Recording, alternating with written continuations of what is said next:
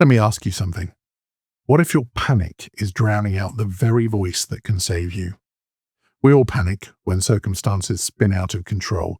It's only natural. But here's the thing, it's not helpful, and we often know that.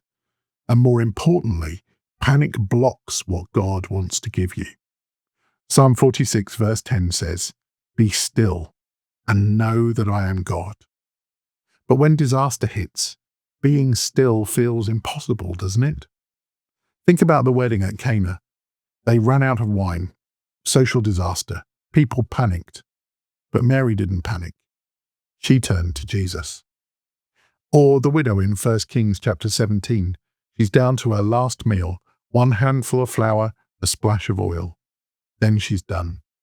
But when Elijah asked her to feed him first, she didn't panic. She listened.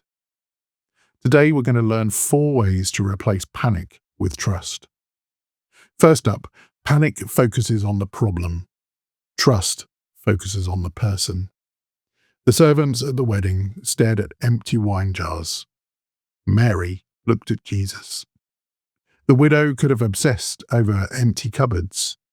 Instead, she listened to Elijah's promise from God.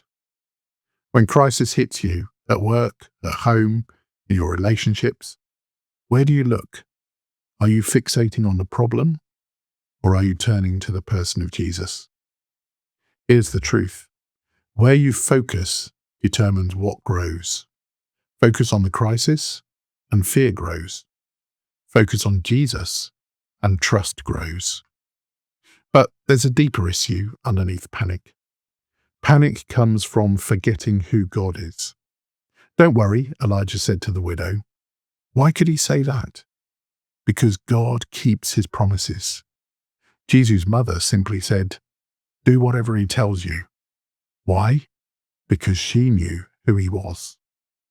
In the middle of your crisis right now, financial pressure, relationship strain, health worries, stop. Remember who God is. God is powerful. God is present. God is faithful. Say those 3 things out loud. God is powerful. God is present. God is faithful. Write them down. Stick them on your mirror. That's how you interrupt panic. You remind yourself of the truth about God. Now, here's the practical step that changes everything. Trust takes action, even when you can't see the outcome. The widow baked the bread. The servants filled the jars with water.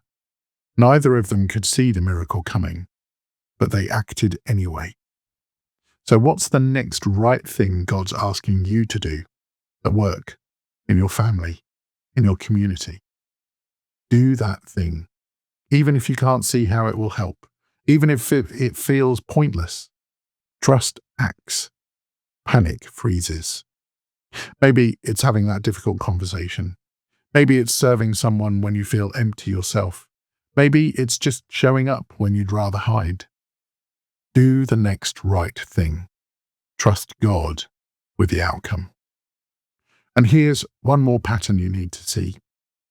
God's timing rarely matches your panic's timeline. The widow's flour and oil didn't multiply all at once.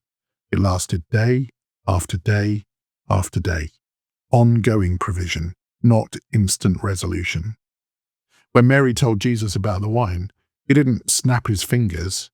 He waited. Then he acted in his time. Your crisis might not be resolved today or this week, but God is still faithful. Look for his provision in this moment, not just in the final solution. He's with you. He's working, even when you can't see it yet. So, let's bring this home for today. We've discovered 4 truths. Trust focuses on Jesus, not the problem. Trust remembers who God is. Trust takes action despite uncertainty. And trust accepts God's timing. This week, when panic rises, pause. Speak one truth about God out loud before you do anything else. God, you are powerful. God, you are present. God, you are faithful. Then take the next right step. Tomorrow, we wrap up this week's devotionals with the one question that pulls everything together. What does whole life discipleship actually look like when Monday morning comes?